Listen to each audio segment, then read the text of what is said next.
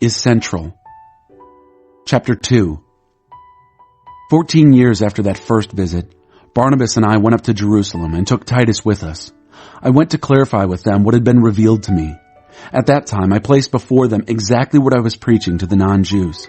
I did this in private with the leaders, those held in esteem by the church, so that our concern would not become a controversial public issue, marred by ethnic tensions, exposing my years of work to denigration and endangering my present ministry.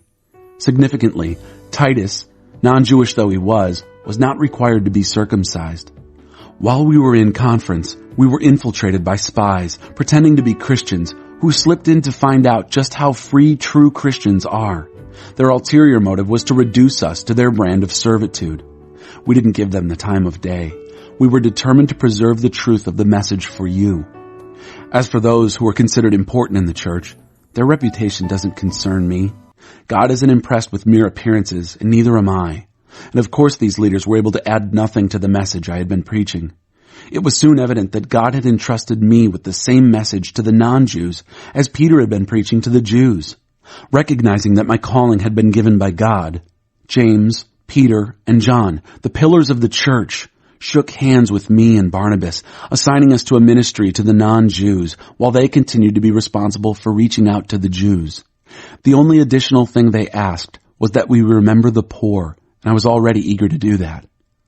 Later, when Peter came to Antioch, I had a face-to-face confrontation with him because he was clearly out of line. Here's the situation. Earlier, before certain persons had come from James, Peter regularly ate with the non-Jews. But when that conservative group came from Jerusalem, he cautiously pulled back and put as much distance as he could manage between himself and his non-Jewish friends. That's how fearful he was of the conservative Jewish clique that's been pushing the old system of circumcision. Unfortunately, the rest of the Jews in the Antioch church joined in that hypocrisy so that even Barnabas was swept along in the charade. But when I saw that they were not maintaining a steady, straight course according to the message, I spoke up to Peter in front of them all. If you, a Jew, live like a non-Jew when you're not being observed by the watchdogs from Jerusalem, what right do you have to require non-Jews to conform to Jewish customs just to make a favorable impression on your old Jerusalem cronies? We Jews know that we have no advantage of birth over non-Jewish sinners. We know very well that we are not set right with God by rule-keeping, but only through personal faith in Jesus Christ. How do we know? We tried it, and we had the best system of rules the world has ever seen. Convinced that no human can please God by self-improvement, we believed in Jesus as the Messiah so that we might be set right before God by trusting in the Messiah, not by trying to be good. Have some of you noticed that we are not yet perfect? No great surprise, right? And are you ready to make the accusation that since people like me, who go through Christ in order to get things right with God, aren't perfectly virtuous, Christ must therefore be an accessory to sin? The accusation is frivolous. If I was trying to be good, I would be rebuilding the same old barn that I tore down. I would be acting as a charlatan.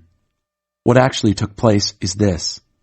I tried keeping rules and working my head off to please God, and it didn't work. So I quit being a lawman so that I could be God's man. Christ's life showed me how and enabled me to do it. I identified myself completely with him. Indeed, I have been crucified with Christ. My ego is no longer central. It is no longer important that I appear righteous before you or have your good opinion, and I am no longer driven to impress God. Christ lives in me. The life you see me living is not mine, but it is lived by faith in the Son of God, who loved me and gave himself for me. I am not going to go back on that. Is it not clear to you that to go back to that old rule-keeping, peer-pleasing religion would be an abandonment of everything personal and free in my relationship with God? I refuse to do that, to repudiate God's grace. If a living relationship with God could come by rule-keeping, then Christ died unnecessarily.